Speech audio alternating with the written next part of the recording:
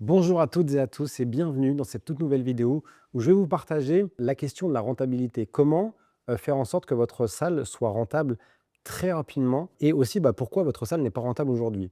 Et moi, ce que je me rends compte, c'est que déjà à la base, lors de l'ouverture de certaines salles qu'on a pu faire, souvent quand nos clients ils font appel à nous, ils me disent, OK, du coup, Pierre, par rapport au prix, j'ai vu par rapport à la concurrence sur le marché ce qui se faisait, etc. Mais déjà, je trouve que c'est une erreur de faire ça. Pourquoi? Parce que si tu te bases sur le marché, sachant qu'en France, il y a plus de 70 des salles qui ne gagnent pas d'argent, en fait, tu vas te calquer sur un marché qui n'est pas rentable.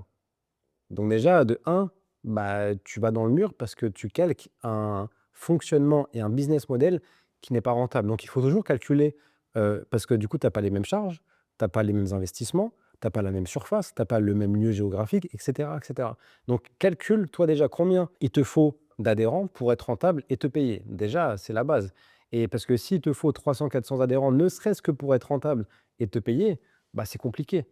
Alors que si, à la place, il te faut juste une centaine d'adhérents pour déjà être rentable et te payer, tu sais que c'est beaucoup plus confortable. Parce qu'il vaut mieux vendre plus cher, mais à moins de personnes, donc du coup, ce sera plus rentable plus rapidement que de vendre, pas cher, mais à beaucoup plus de monde.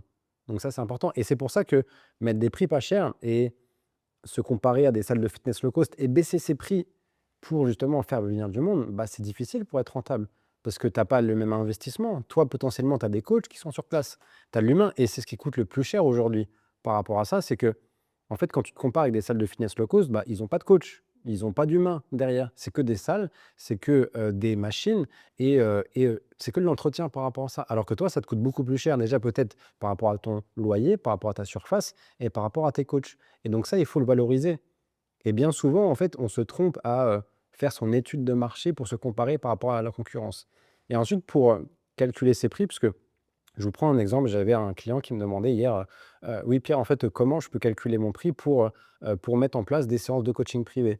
Et je lui dis: tu prends comme si tu déléguais tout à 100 et tu rajoutes 30 de marge et comme ça, tu as ton prix. Parce que le jour où tu commences à déléguer, si à la base tu factures tellement pas cher, quand tu vas commencer à déléguer, à la fin du mois, il te restera plus rien. Pourquoi? Parce que tu vas tout donner au coach qui va le faire. Donc c'est pour ça que dès le début, pars sur les bonnes bases et calcule toujours par rapport à si tu délègues tout à 100 combien ça te coûte? Et à ça, tu rajoutes 30 de marge et tu verras que ça t'évitera des problèmes de rentabilité sur du long terme. Parce que quand on ouvre, on n'a pas ce recul et l'expérience de se dire: «OK, je vais faire une offre promotionnelle pour les 50 premiers, pour les 100 premiers, je vais me calquer par rapport au marché et je vais me mettre moins cher, comme ça les gens ils vont venir chez moi». Mais non, ça ne fonctionne pas ça sur du long terme. Pourquoi? Parce que les gens ne viennent pas chez toi pour un prix. Les gens viennent pour une expérience client. Les gens viennent pour avoir du résultat. Et si tu sais leur apporter ça, il faut facturer le bon prix pour pouvoir se faire.